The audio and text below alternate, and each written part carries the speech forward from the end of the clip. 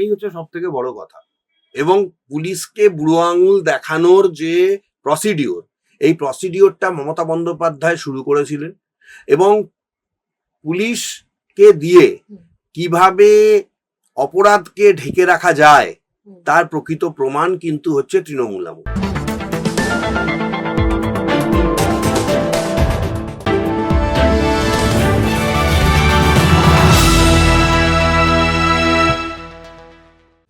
থানায় ঘুষ, সরকারি দপ্তরে দুর্নীতি, এবার কি সত্যিই লাগাম পড়বে? দুর্নীতি রুখতে নতুন করে সাজানো হয়েছে সরকারের অ্যান্টি করাপশন ব্রাঞ্চ। 3 জন আইপিএস সহ মোট 19 জন অফিসারকে নিয়ে শুরু হচ্ছে নতুন ব্যবস্থা। কিন্তু আসল লড়াইটা অন্য জায়গায়। যে পুলিশ কর্মীর বিরুদ্ধে দুর্নীতির অভিযোগ, তার বিরুদ্ধেই কি পুলিশ ব্যবস্থা নিতে পারবে? থানার ওসি থেকে সরকারি কর্মচারী, অভিযোগ উঠলেই কি হবে গ্রেফতার, নাকি শেষ পর্যন্ত পৌঁছতে হবে দীর্ঘ আদালত প্রক্রিয়ায়?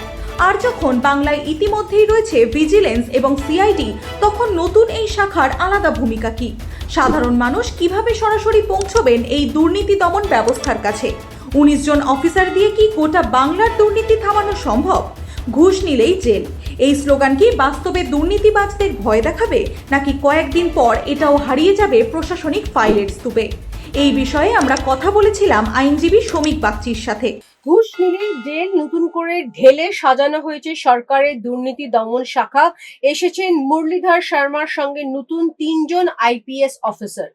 এতে কি থানায় দুর্নীতি কমবে? দুর্নীতি দমন শাখার আইপিএস অফিসাররা কি থানার ওসিদের জেলে পাঠাতে পারবেন? না, দেখুন, আমি এই প্রসঙ্গের উত্তর দিতে গিয়ে বলি যে থানার দুর্নীতি দমন করার জন্য এতদিন যে একটা সিস্টেম, সেই সিস্টেমে একটা বড়সড় রদবদলের দরকার ছিল। আমার দেখে ভালো লাগে ইলেকশন কমিশন যে অফিসারগুলোকে ভোটের আগে, আজ থেকে ধরে নিন 3 মাস আগে চেঞ্জ করেছিল, এখনো পর্যন্ত কিন্তু সেই অফিসারগুলোকে আর রিশাফলিং করা হয়নি। এটা মমতা বন্দ্যোপাধ্যায় বলেছিলেন, তখন তৎকালীন প্রাক্তন মুখ্যমন্ত্রী, তিনি বলেছিলেন যে তুমি কোথায় পাঠাবে আমার অফিসারদের, আমি আবার ক্ষমতায় আসবো, আমি আবার তাদেরকে তাদের জায়গায় নিয়ে আসবো। কিন্তু সরি দিদি, আপনি তো আর ক্ষমতায় আসতে পারলেন না, আপনি নিজেও হেরে গেলেন। পুলিশদের ক্ষেত্রে আমি বলবো বার্তাটা দেওয়া উচিত। কারণ দেখুন, মর্নিং শোজ দ্য ডে, এটা আমি মনে করি, আমি এটা ভালো লেগেছে যে অভয়া কাণ্ডে 3 জন আইপিএস কেও কিন্তু সাসপেন্ড করা হয়েছে, সুতরাং অফিসার কোন ছাড়। কিন্তু পুলিশের একটা বড় অংশের এখনো পর্যন্ত এই ঘুষ কালচারের সঙ্গে যুক্ত নেই, এটা বলা যায় না। এখনো পর্যন্ত বড়বাবু মাধ্যমে টাকা খাওয়া, বিভিন্ন ছোটখাটো জায়গায় মানুষকে গেলে মানুষের হয়রানি ইত্যাদি ইত্যাদি দেখা গেছে। যদিও আমরা দেখেছি বিগত দিনে কখনো কোনো প্রাক্তন মুখ্যমন্ত্রীকে পুলিশের ব্যারাকে যাওয়া বা থানায় থানায় সারপ্রাইজ ভিজিট, যেটা আমরা দেখলাম কালকে, কিন্তু বর্তমান মুখ্যমন্ত্রী কলকাতার বেশ কয়েকটা থানায় হঠাৎ করে কোনো ইনস্ট্যান্স না দিয়ে তিনি ঢুকে পড়ছেন, এবং সেখানে তিনি পরিকাঠামো চেক করছেন, তিনি এফআইআর রেজিস্টার চেক করছেন, তিনি সবার সাথে কথা বলছেন। এটা ভালো লাগলো যে একজন পুলিশ মন্ত্রী, তিনি তার মুখ্যমন্ত্রী ও রাজ্যের তিনি তার দপ্তরের যে ডিপার্টমেন্ট, সেই ডিপার্টমেন্টের কাজ কিরকম ভাবে চলছে তাদেরকে কোনো রকম ভাবে কোনো ইনফরমেশন না দিয়ে সেখানে তিনি দেখতে যাচ্ছেন। এইবার আপনি যেটা বলছেন এসপি মুরলীধর বা কিছু, দেখুন আমাদের দেশে এই সিস্টেমটা পুরোপুরি আপনি বদলে ফেলতে পারবেন না। কারণ এই মুরলীধর আগে যেখানে ছিল বা আগে যেখানে পোস্টিং ছিল, সেখানকার তার আন্ডারে থাকা কোনো থানা 1 টাকাও কোনোদিনও ঘুষ নেয়নি, এটাই মুরলীধর নিজে দাঁড়িয়েও বলতে পারবেন। আর সব থেকে বড় ব্যাপার হচ্ছে যে সিস্টেমটা নষ্ট হয়ে গেছে। কেন আমি বলতে চাইছি, আমি সিপিএম আমলটাকে যদি বুদ্ধবাবু বলতেন একটা কথা, যেমন জ্যোতি বসুও তিনিও পুলিশকে ব্যবহার করেছিলেন, বুদ্ধবাবুর বহু ইন্টারভিউতে আমি শুনেছি, বুদ্ধবাবু একটা কথা বলতেন যে বিশেষ করে নিচু তলার পুলিশ অফিসাররা তারা বিভিন্ন নেতা মন্ত্রী বা দলের লোকের কাছে থাকতে চায়, কিন্তু আমাদের দল সেটাকে প্রশ্রয় দেয় না, আমি তো দিই না। তো বুদ্ধবাবুর আমলে পুলিশ কিছু নিরপেক্ষ কাজ করত।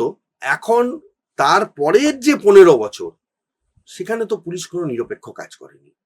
কারণ সেখানে মুখ্যমন্ত্রী ছিলেন এমন একজন লোক যিনি আপাত দৃষ্টিতে হচ্ছেন একজন চোর চিটিংবাজ বলা যেতে পারে, তার দলটাও পুরো ছিল চিটিংবাজির দল, এবং পুলিশকে ঘুষ দিয়ে সমস্ত কিছু ম্যানেজ হয়ে যেত। দুর্নীতি শুরু হয় থানা থেকে। থানার বড়বাবুর ইচ্ছে অজান্তে কোনো দুর্নীতি হয় না, থানার বড়বাবু সব জানেন, তারপরেই দুর্নীতি হয়। তাহলে কি পুলিশের বিরুদ্ধে লড়বে? এটাই হচ্ছে সব থেকে বড় কথা। এবং পুলিশকে বুড়ো আঙুল দেখানোর যে প্রসিডিওর, এই প্রসিডিওরটা মমতা বন্দ্যোপাধ্যায় শুরু করেছিলেন, এবং পুলিশকে দিয়ে কিভাবে অপরাধকে ঢেকে রাখা যায় তার প্রকৃত প্রমাণ কিন্তু হচ্ছে তৃণমূল আমল। নাহলে আপনি দেখুন না, আমি আপনাকে আর একজনের কথা বলছি, আমি আপনাকে এক বিজেপির হেরে যাওয়া নেতার কথা বলছি। এখন তিনি বর্তমানে রিয়েল হিরো বলা যেতে পারে, তার নাম অভিজিৎ দাস ববি। তিনি ডায়মন্ড হারবারে 15 বছর অভিষেক বন্দ্যোপাধ্যায়ের বিরুদ্ধে ওই এমপি সিটে লড়েছেন, এবং 15 বছরই তিনি হেরেছেন, মানে 3টে টার্মেই তিনি হেরেছেন। তিনি এর আগে বহু অভিযোগ করেছেন, তাকে এত মারা হয়েছে, তার পা ভেঙে গেছে, তার দিদিকে অত্যাচার করে তার দিদি মারা গেছেন, তার একজন আত্মসহায়ক বাপিদা, তার দোকান জ্বালিয়ে দেওয়া হয়েছে, তার বাবাকে মারধর করা হয়েছে, এমনকি বাপিদাকেও মার্ডার অ্যাটেম্পটেড করা হয়েছে। এবং ভোটের সময় 2024 সালে লোকসভা ভোটের সময় কার্যত আমরা দেখতে পেয়েছি, আপনাদের ক্যামেরাই দেখিয়েছে, যে অভিজিৎ দাস ববির যে ওই যে আপনার হচ্ছে যে এই যে যেগুলো হচ্ছে কি বলে ইভিএম মেশিনে তার অভিজিৎ দাস ববির ওপরে টেপ দেওয়া আছে, মানে সেইটা যদি কেউ প্রেসও করে ওটা কাজ করবে না, এরকম ভাবে অত্যাচার করা হয়েছে। এই ববিদা বহুবার মুখ খুলেছিলেন, তখন কিন্তু পুলিশ কোনো কাজ করেনি। আজকে দেখুন বিজেপি ক্ষমতায় আসার পর এই ববিদা এই মুহূর্তে যদি অভিষেক বন্দ্যোপাধ্যায়ের বিরুদ্ধে সব থেকে বেশি কেউ তথ্য প্রমাণ দিয়ে থাকে এবং সব থেকে বেশি কেউ এফআইআর করে থাকে, তাহলে তার নাম হচ্ছে অভিজিৎ দাস ববিদা। সেবাশ্রয় থেকে শুরু করে বিভিন্ন মাটি মাফিয়ার কাজ থেকে শুরু করে এবং আরো বিভিন্ন ঘটনায় আমার ধারণা এই ববিদা মিনিমাম 20টা এফআইআর করেছেন এই সরকার আসার পর, এবং পুলিশ এখন সেগুলো গুরুত্ব দিচ্ছে, লোকজনগুলোকে ধরছে, সেই কেসগুলো চাপছে, সেই কেসগুলোর জন্য রক্ষা কবচ নিতে হচ্ছে অভিষেক বন্দ্যোপাধ্যায়কে। সুতরাং এক একটা জমানায়, আমি বলতে চাইছি আপনি যেটা বললেন, এক একটা জমানায়, কারণ দেখুন আগে তো রেপ কেসে অ্যারেস্ট হতো না, এই হাইকোর্টে আমরা কত মামলা করেছি, খুব হাইলাইটেড কেসে আপনারা চোখের সামনে অভয়ার কেস দেখতে পেয়েছেন, সঞ্জয় রায় সে কি একা অপরাধী, এটা তো বারবার বলা হচ্ছে, কোর্ট বলছে, সমস্ত জায়গা থেকে বলা হচ্ছে, কিন্তু তার কেসে কজনকে অ্যারেস্ট করা হচ্ছে? সঞ্জয় রায়, এবং তার মাও যথেষ্ট মানে আশাবাদী ছিলেন, বর্তমানে তিনি একজন এমএলএ, কিন্তু রত্নাদি কিন্তু তিনি নিজেও উষ্মা প্রকাশ করেছেন। আমি আপনাকে বলতে চাইছি যে এই যে মুখ্যমন্ত্রীর কিছু বার্তা, যে যদি ধর্ষণ হয় আপনি যে র্যাঙ্কে থাকুন, যে থানায় থাকুন, যে অবস্থায় থাকুন, আপনি অ্যারেস্ট করে নিয়ে চলে যাবেন, কোনো আপনার ঊর্ধ্বতন কর্তৃপক্ষের নির্দেশের জন্য অপেক্ষা করবেন না, আপনার মুখ্যমন্ত্রী আপনার হয়ে ঢাল হয়ে দাঁড়াবে। বিধানসভায় মুখ্যমন্ত্রী এই কথা বলেছেন, শেষ যে অধিবেশন হয়েছে বিধানসভায়, অধিবেশন শেষের 1-2 দিনের আগে, এই কয়েকদিন আগে, আমি বলবো আগের মাসেই তিনি এই কথাটা বলেছেন। সুতরাং আজকে পুলিশের বুকেও একটা বল এসেছে, সব পুলিশ অফিসার যে খারাপ সেটাও নয়, আবার মনীশ গুপ্তর মতো পুলিশ অফিসাররাও রয়েছে যারা সেদিন 21শে জুলাই গুলি চালিয়েছিল, শোনা যায় মনীশ গুপ্তের তত্ত্বাবধানে সেই গুলি চালানো হয়েছিল, ঠিক আছে। আবার সেই মনীশ গুপ্তকে 21শে জুলাই তো অনেক বড় জায়গায় নিয়ে চলে গেলেন মমতা বন্দ্যোপাধ্যায়, আবার সেই মনীশ গুপ্তকেই তিনি টিকিট দিয়ে দাঁড় করিয়ে দিলেন। আমাদের ওখান থেকে দাঁড়িয়েছিলেন যাদবপুর বা তিনি ওই সমস্ত জায়গা থেকে মনীশ গুপ্ত হেরে গেছিলেন, বাট দাঁড়িয়েছিলেন। সুতরাং রাজীব কুমারের সঙ্গে কি হয়েছে আপনারা দেখেছেন, রাজ্যের মুখ্যমন্ত্রী রাজীব কুমারের সিবিআই তদন্তের মানে তাকে হচ্ছে সিবিআই খুঁজতে গেছে, রাজ্যের মুখ্যমন্ত্রী তার বাংলোর সামনে গিয়ে ধর্ণা দিচ্ছেন, কোন রাজ্যে দেখা যায়। সুতরাং পুলিশকে তিনি বিভিন্নভাবে ব্যবহার করেছেন। আবার এই পুলিশকেই আমরা দেখেছি স্টুডেন্টদের পেটাতে, যখন টিচারদের চাকরি চলে যাচ্ছে টিচারদেরকে পেটাতে, এই পুলিশকেই আমরা দেখেছি যুব ভারতী ক্রীড়াঙ্গনে উই ওয়ান্ট জাস্টিস বলার জন্য মাঠে দর্শক না ঢুকিয়ে দর্শকদের পিটিয়ে মাঠ খালি করতে। এই পুলিশকেই দেখেছি টিচারদেরকে পেটাতে, নবান্ন অভিযানের দিন এই পুলিশকেই সাধারণ মানুষের ওপর জল কামান থেকে শুরু করে সমস্ত অত্যাচার করতে দেখেছি। সুতরাং পুলিশের এক একটা রূপ আমরা দেখতে পেয়েছি। এই যে নতুন শাখা হয়েছে সেখানে 16 জন অফিসার নিয়োগ করা হয়েছে, এছাড়া রয়েছে 3 জন আইপিএস অফিসার, মোট 19 জন। এই যে এত দুর্নীতি, আপনার মনে হয় এই সারা বাংলায় এই 19 জন অফিসার এই দুর্নীতি কন্ট্রোল করতে না, পারবে? কখনোই করতে পারবে না। কিন্তু দেখুন, একটা কথা মনে রাখতে হবে যে আপনাকে তো অন্তত আমি মনে করি যে একটা স্টার্টিং তো কোথাও করতে হবে। একটা স্টার্টিং আজকে 19 জন নিয়ে শুরু হয়েছে এবং মুখ্যমন্ত্রী বলেছেন যে দেখতে থাকুন আগে আরো কি কি করি। এই প্রসঙ্গে বলতে গিয়ে কালকেই মুখ্যমন্ত্রী এই মন্তব্যটা করেছেন, আশা করি সেটা আপনিও জানেন।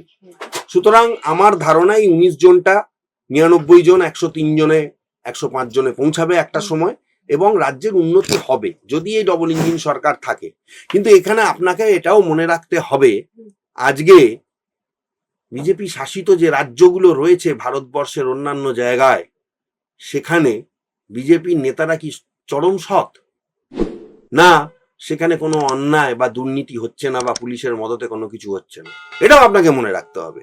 আমি একদিকটা আমি বলতে চাইছি যে কয়েনের এক পিঠটা চকচক করলেই সেটাকে ভালো ভাবা, এটা আমি বলতে চাইছি না। কারণ আমি যেহেতু কোনো রাজনীতির সঙ্গে যুক্ত নই, সেই জন্য আমি আজকে আপনাকে এই কথাটা বলছি। পুলিশের দেখুন, পুলিশ কিন্তু একটা জিনিস আমি বলবো যে পুলিশ একটা vital part of our society. পুলিশকে যে সরকার যেভাবে চেয়েছে সেভাবে চালিয়েছে, পরিষ্কার কথা। আপনি বলুন তো এই ছোটখাটো রেপ কেসগুলোতে, ছোটখাটো রেপ কেস আমি বলবো না, এটা মুখ্যমন্ত্রী সেই মমতা বন্দ্যোপাধ্যায়ের মতন কথা হয়ে গেল, আমি এই কথাটাকে টেক ব্যাক করছি।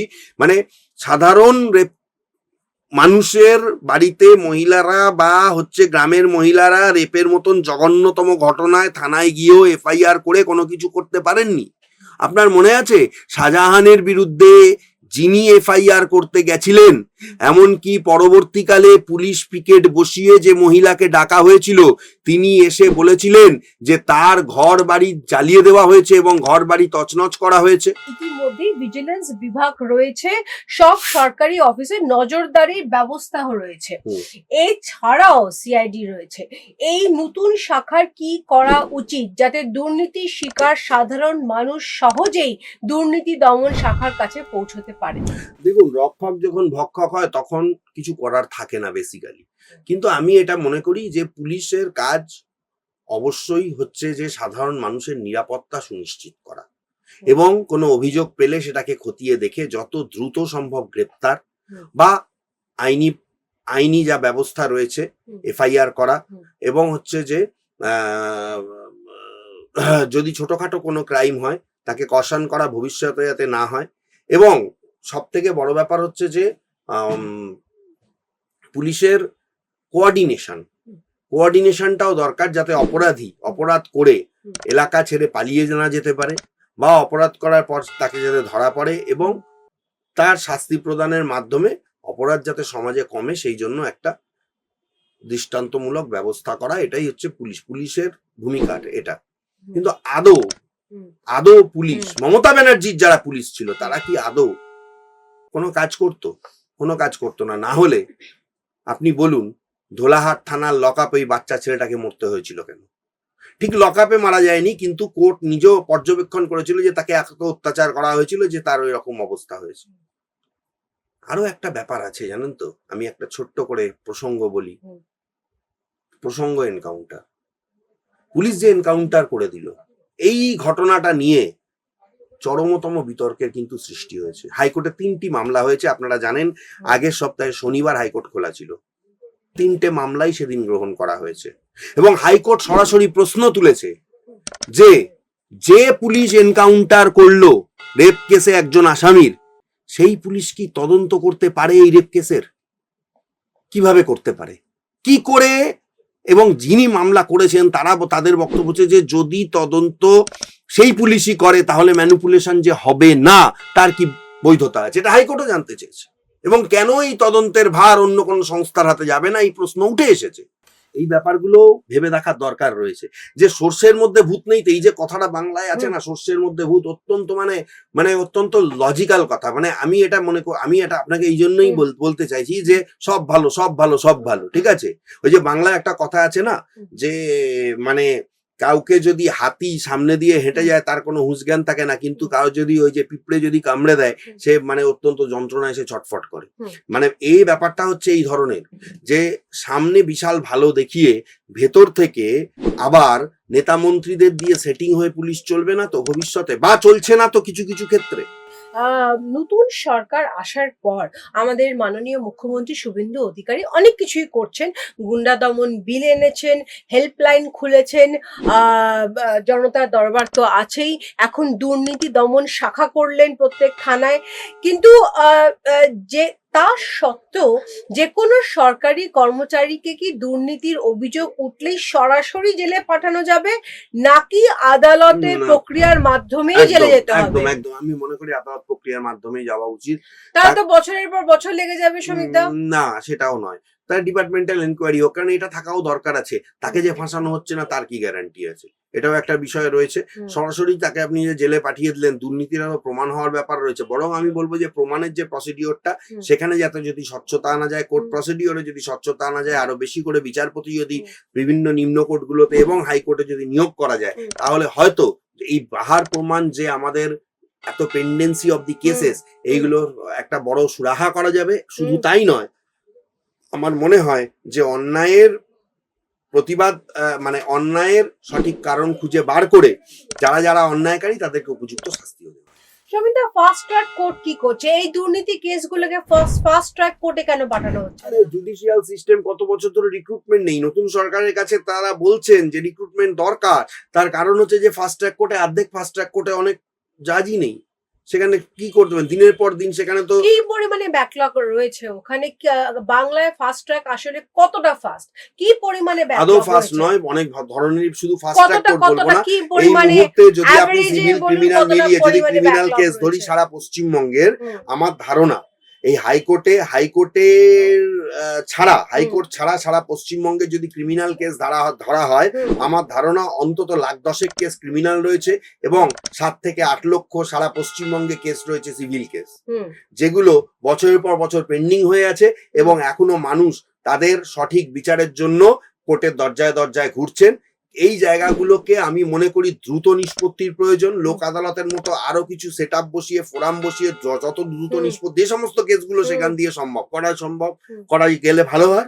এবং যত ব্যাকলগ আছে সেই ব্যাকলগ গুলোকে মানে সিস্টেমেটিক ভাবে কত তাড়াতাড়ি সমাধান করা যায়। কেসগুলো যখন এফআইআর হচ্ছে, চার্জশিট হয়ে যাওয়ার পর কত তাড়াতাড়ি ট্রায়ালে যাওয়া যায়, ট্রায়ালে গিয়ে কে দোষী কে নির্দোষ সেটাকে বিচার করে অপরাধীকে শাস্তি দেওয়া এবং যিনি অপরাধী নন তাকে খালাস করা বা মুক্তি দেওয়া। ঠিক আছে, এইগুলো কোর্ট যত দ্রুততার সঙ্গে করতে পারবে ক্রিমিনাল কেসের ক্ষেত্রে এবং যত স্বচ্ছতা বজায় থাকবে, তত আমি মনে করি জুডিশিয়ারির পক্ষে ভালো। শুধু জুডিশিয়ারির পক্ষে ভালো বলবো না, সাধারণ মানুষের পক্ষেও সেটা মঙ্গলময়। আমি একটু প্রিয়াঙ্কার সাথে একদম, কথা বলতে চাইবো যে একদম। এই ব্যাপারে। প্রিয়াঙ্কা, তোমার কি মত? এই যে আজকে বাংলায় ফাস্ট ট্র্যাক কোর্ট থাকা সত্ত্বেও এই বিপুল অঙ্কের ব্যাকলগ, এইটা কিভাবে ক্লিয়ার করা উচিত? এটা কি কি কি কি শ্রমিকদের কাছ থেকে আমরা শুনলাম কিছুটা, কিন্তু তোমার মতে কিভাবে আজকে এত মানে নির্মম রেপ কেসেস, কত রকমের পেইনফুল কেসেস বছরের পর বছর পড়ে রয়েছে, তার কোনো বিচার হচ্ছে না? কিছুদিন আগে আমরা বারুইপুরের কাণ্ড দেখলাম, তারও কোনো বিচার এখনো দেখতে পাইনি। তোমার কি মত যে কিভাবে তাড়াতাড়ি ব্যাকলগ ক্লিয়ার করা উচিত, জুডিশিয়াল ব্যাকলগ ক্লিয়ার করা উচিত? আপনার প্রশ্নটা আমি উত্তর দিতে পারবো কতটা আমি জানি না, আপনাকে কতটা আমি উত্তর দিতে পারবো, তবে আমি চেষ্টা করছি আমার মতো করে। প্রশ্ন হচ্ছে যে এখানে জুডিশিয়াল সিস্টেমটা অদ্ভুতভাবে কিছু কিছু নির্ভর করে আমাদের কিছু বিলের উপরে। আর জুডিশিয়াল সিস্টেমটাকে যদি বলে হয় একটা গণতন্ত্রের একটা পীঠস্থান, by the people, for the people, of the people, it's a constitution rules. এই যে ডেমোক্রেটিক রুলস, এই রুলসটাকে কোনো গভর্নমেন্টই প্রপার ভাবে উইদাউট এনি তাদের নিজস্ব সেলফ স্যাটিসফ্যাকশন ছাড়া কোনো গভর্নমেন্টই পাবলিকের জন্য ডিরেক্টলি কিন্তু ভাবে না। যদি আজকে মোরালিটি অনুযায়ী, এথিক্যালি অনুযায়ী যদি সত্যিই ভাবতো, তাহলে আপনার যা প্রশ্ন সেই প্রশ্নটা আপনি এখানে আমাকে করতেন না। আর আমি এখানে একজন আইনজীবী হিসেবে আমি সত্যিই লজ্জিত, কারণ আমাদের কাছে যখন মক্কেলরা আসেন তখন বিভিন্ন ফ্যাটার্নিটি থেকে তারা আসেন, তারা আগেই বলেন এইটা কতদিন লাগবে ম্যাডাম মামলাটা শেষ হতে। কারণ এমনও ভেরি রিসেন্ট আমার কাছে বাই প্রফেশন তিনি একজন ইএনটি স্পেশালিস্ট, তিনি আমার কাছে আসছেন তার ব্যক্তিগত পারিবারিক কিছু সমস্যা নিয়ে। It's a matter of criminal based. যখন তিনি বলছেন যে তিনি পুলিশ স্টেশনে যাচ্ছেন, গিয়ে এফআইআর লজ করতে যাচ্ছেন, তিনি ডিপ্রাইভড। তাকে পুলিশ স্টেশন থেকে তাকে বলা হচ্ছে আপনি এটাকে পারিবারিকভাবে আপনি এটাকে কমপ্লিট করে নিন, আদারওয়াইজ আমি কিন্তু আপনার এগেনস্টে চার্জ আনতে বাধ্য হব। এরকম একটা সিচুয়েশনে আমাদের কাছে এসে তিনি যখন বলছেন সহযোগিতা চাইছেন লিগাল হিসেবে, তখন আমরা তাকে কি সাজেস্ট করছি, আপনি এই সেকশনে কেস ফাইল করুন, ফার্স্ট অফ অল একটা কমপ্লেন রুজু করুন, দেন আফটার দ্যাট আপনি আইদার অর আমাদের পুলিশ ইনঅ্যাকশন আমাদের যেরকম আমাদের একটা অপশন আছে বিফোর হাইকোর্ট, দেন লোয়ার জুডিশিয়ারিতে কিছু অপশন আছে 175 বিএনএসএ, প্রিভিয়াস হচ্ছে আপনার 156 clause 3 to treating as an FIR. এই যে কেসগুলো, কেসের দুটো ভিত্তি, ডিরেক্টলি গভর্নমেন্ট থ্রু স্টেট একটা স্টেট কেস ইনিশিয়েট করতে পারে পুলিশ, যেটাকে সুমোটো কেস বলে। পুলিশ যদি গ্রিভান্স দেখে পুলিশ নিজে থেকে আপনার কেস ইনিশিয়েট করে। প্রচুর এরকম কেস হিউজ পেন্ডিং, যেটার এখনো পর্যন্ত ট্রায়াল কমপ্লিট হয়নি। এদের ভবিষ্যৎ কি হবে? এদের ভবিষ্যৎ একটাই, বেসিক্যালি আমার মনে হয় যদি একটা মিডিয়েশন করা যায়, যেটা মাঝখানে বিভিন্ন কেসের ক্ষেত্রে হয়েছিল, কমপ্লেন কেসে যে লোক আদালত বলে সিস্টেমটা, ন্যাশনাল লোক আদালত যেরকম করছে আপনার ট্রাফিকের ক্ষেত্রে যেটা করছে, যদি এরকম পুলিশই তো একটা একটা উইংস পুলিশের যদি এরকম ভাবে ইনভলভ করা হয় যে বছরে 3টে কোয়ার্টারলি সিস্টেম, যদি 3টে করে বছরে যদি এরকম যদি উইংস সেটিং করা যায়, যে যারা জাজেস বেঞ্চ আছে, সিটিং জাজেস বেঞ্চ এবং যারা এক্স জাজেস বেঞ্চ এবং কিছু লয়ার্স যারা মোটামুটি রেগুলার কোর্সে যারা একটু হাইলাইটেড ফেজ, যারা ডিসপোজাল করার ক্ষেত্রে স্পিডি, যেই মামলাগুলোর কোনো অ্যাজ কোনো কিছু প্রবলেম, মানে যদি কোনো বিফোর ডিসপোজাল হয় তাতে কোনো প্রবলেম হবে না, বিফোর চার্জ আফটার চার্জ দুটো আমাদের আছে, কগনিজেবল নন কগনিজেবল দুটোই অফেন্স আছে।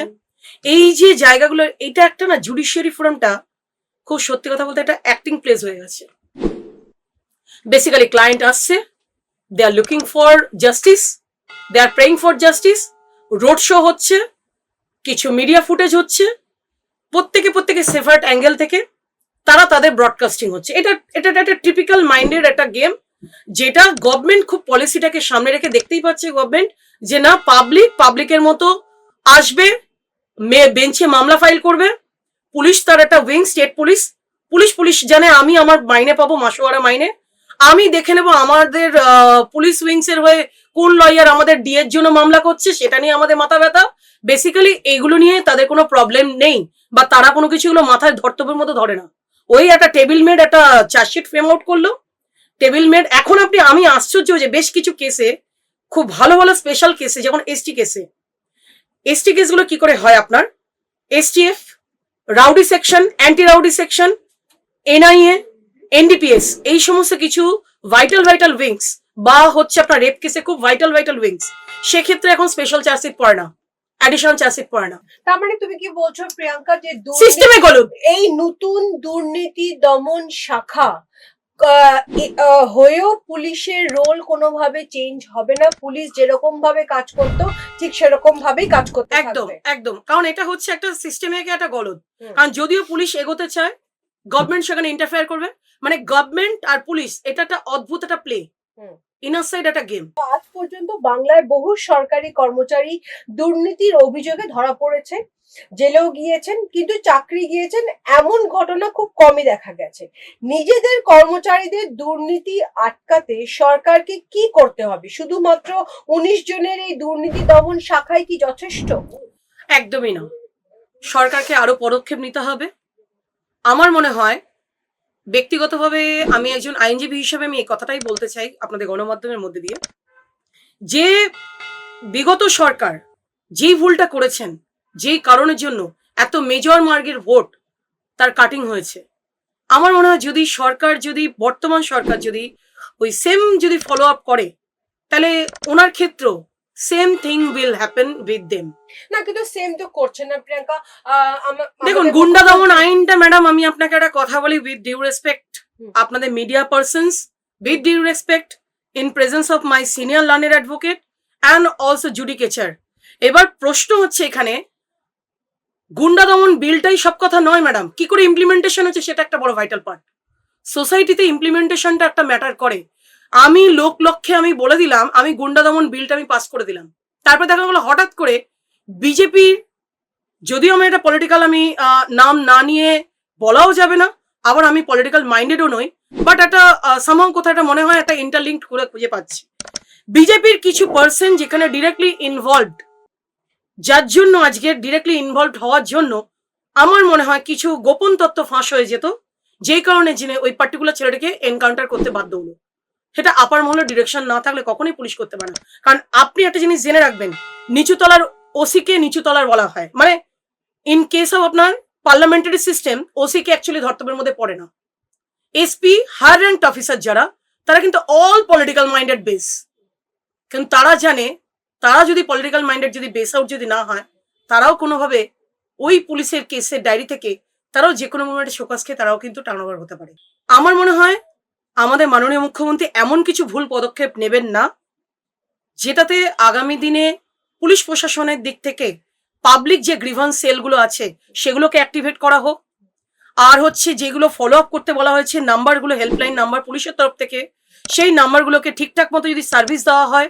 আর আমার মনে হয় ব্যক্তিগতভাবে একটা মিডিয়েশন থিওরি, যেটা একদম নিচুতলার কোর্টের রেকর্ড থেকে শুরু করে আপার কোর্ট টোটালটাই, যেগুলো ম্যাটারগুলো তাড়াতাড়ি স্পিডি ডিসপোজাল করা যায়, স্পিডি ডিসপোজাল করা হোক, তাহলে হেভি গ্রিভান্স যে ম্যাটারগুলোতে রয়েছে সেইগুলোর উপর যেন ফলো আপ করা হয়, যাতে জাস্টিসটা প্রপারভাবে পায়। তার জন্য যেন আমাদের মতো ফ্র্যাটার্নিটিকে, লিগাল ফ্র্যাটার্নিটি, ডক্টর ফ্র্যাটার্নিটি বা হায়ার র্যাঙ্ক অফিসারদের যেন রোডে ওই মোমবাতির মিছিল করে বা মশাল জ্বালিয়ে যেন এটাকে আইডেন্টিফাই বা হাইলাইট করতে না হয় যে সরকার তুমি দেখো তুমি ঠিক করছো না, তুমি জাস্টিফিকেশন ভাবে তুমি প্রপার ওয়েতে এসো। আসবো শ্রমিকদের কাছে। শ্রমিকদের সরকারি আইনজীবীরা যারা দুর্নীতিগ্রস্ত সরকারি কর্মচারীদের বিরুদ্ধে আদালতে লড়াই করেন, তারা কি সত্যি মন প্রাণ দিয়ে মামলা লড়েন নাকি কর্তব্য বশত লড়েন?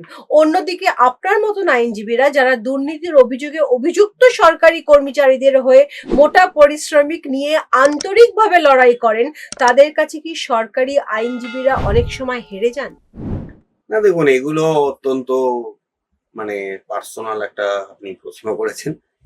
এখানে আমি বলবো যে এই মুহূর্তে আপনি হয়তো একটা জিনিস জানেন না, কে কার হয়ে লড়াইটা করবে সেটা কিন্তু এই মুহূর্তে যদি কোর্টের চিত্রটা দেখেন, তার কিন্তু সম্পূর্ণ অন্যরকম একটা আঙ্গিক রয়েছে। কারণ যে কোনো কোর্টে পিপি, বিশেষ করে আমাদের হাইকোর্টে ক্রিমিনাল কেসগুলো দেখার জন্য পিপি এবং সিভিল এবং রিট মামলার জন্য জিপিরা অ্যাপয়েন্টেড হন, তাদের আন্ডারে অ্যাসিস্ট্যান্ট পিপি এবং জিপি এরা থাকেন। নিয়ম হলো একটা সরকার চলে যাওয়ার পর সেই সরকার পোষিত পিপি জিপি যারা থাকেন তারা হয় রিজাইন দেন না, বা অথবা তাদের যে প্যানেল সেই প্যানেলকে বাতিল বলে ঘোষণা করা হয়। এইবার আপনার এই প্রশ্ন যদি আমি উত্তর দিতে যাই, এই মুহূর্তে হাইকোর্টে দাঁড়িয়ে তৃণমূলের তৈরি করা প্যানেল কিন্তু পুরো শেষ নেই। বিজেপি যে প্যানেল তৈরি করেছে সেই প্যানেলের লোকজন এখন এই মুহূর্তে হাইকোর্টে বিভিন্ন মামলায় তারা অ্যাপয়েন্টেড হচ্ছেন। তাহলে এই পরিস্থিতিতে দাঁড়িয়ে যদি আজকে দুর্নীতিগ্রস্ত কোনো অফিসার তিনি যদি তার ডিপার্টমেন্টাল কোনো অ্যাডভোকেটকে সেই কাজটা দিতে চান, he or she will be appointed by this new government.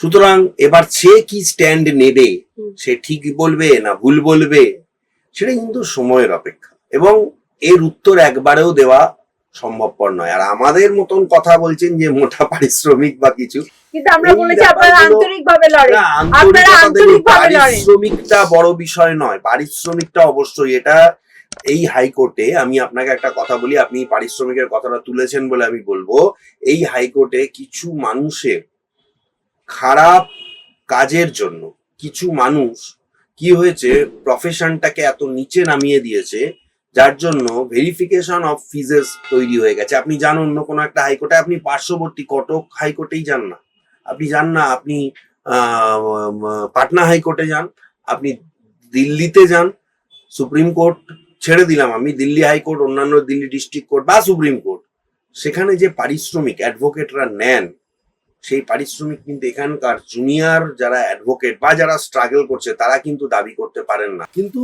আপনার এই প্রশ্নের উত্তরটা যেটা ফার্স্ট পার্ট, যেটা এটা অত্যন্ত এই মুহূর্তে মানে বলাটাও ক্রিটিক্যাল, বা এটা বলা যেতে পারে একটা ট্যাকটিক্যাল কোশ্চেন আপনি করেছেন। আপনি হয়তো এই বিষয়টা জানেন না বলে। এই মুহূর্তে যারা প্যানেল লয়ার রয়েছেন তারা যদি ডিপার্টমেন্টাল ভাবে বা কোনো সরকারি দপ্তরে তাদেরকে হয়ে ডিফেন্ড করতে যান, তাদের কি স্ট্যান্ড হবে সেটা দেখার জন্য সত্যি আমিও অপেক্ষা করে রয়েছি। এই মামলাগুলো এখন অল্প অল্প হিয়ারিং হচ্ছে, যখন এগুলো ইন লেন্থ হিয়ারিং হবে এবং আরো বেশি করে সরকারের বয়স বাড়বে, এইগুলো আরো দুর্নীতিগুলো সামনে আসবে, তখন কি হয় সেটা দেখার জন্য আমিও অপেক্ষা করে রয়েছি।